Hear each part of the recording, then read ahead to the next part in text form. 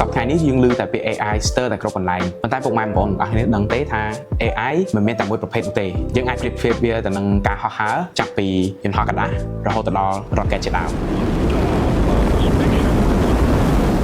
យើងមកស្វែងយល់អំពីកម្រិតរបស់ AI ទាំង3ទាំងអស់គ្នាឈប់តែមិនយើងចូលទៅដល់វីដេអូពុកម៉ែបងប្អូនទាំងអស់គ្នាសូមកុំភ្លេចចុច subscribe follow ឲ្យមេដៃហើយ comment ខាងក្រោមបើពុកម៉ែបងប្អូនទាំងអស់គ្នាចង់ដឹងអំពីអ្វីមួយដែលពាក់ព័ន្ធពី tech អញ្ចឹងមកខាងពេលយូរ let's go កម្រិតទី1នោះគឺ AMI ឬក៏ AI កម្រិតទាបវាគឺជាអ្វីដែលយើងប្រើប្រាស់រាល់ថ្ងៃដូចជាការណែនាំវីដេអូនៅក្នុង TikTok ឬ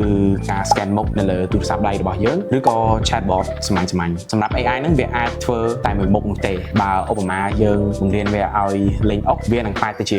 ជើងឯកពិភពលោកក្នុងអុកប៉ុន្តែវាមិនអាចឆុងកាហ្វេបើកឡានឬក៏ធ្វើអ្វីផ្សេងទេវាគ្រាន់តែចេះលេងអុកមានន័យថាវាមិនមែនជាខួរក្បាលពេញលេងទេកម្រិតទី2នោះគឺ AGI នេះគឺជាគោលដៅដែលពិភពលោកយើងកំពុងតែដេញតាមវាមានសមត្ថភាពអាចគិតនិងដោះស្រាយបញ្ហាដូចមនុស្សយើងបានវាលែងគ្រាន់តែឆ្លើយសំណួរតាមសៀវភៅនោះឡើយប៉ុន្តែវាអាចរៀនជំនាញថ្មីដោយខ្លួនឯងបាននៅឆ្នាំ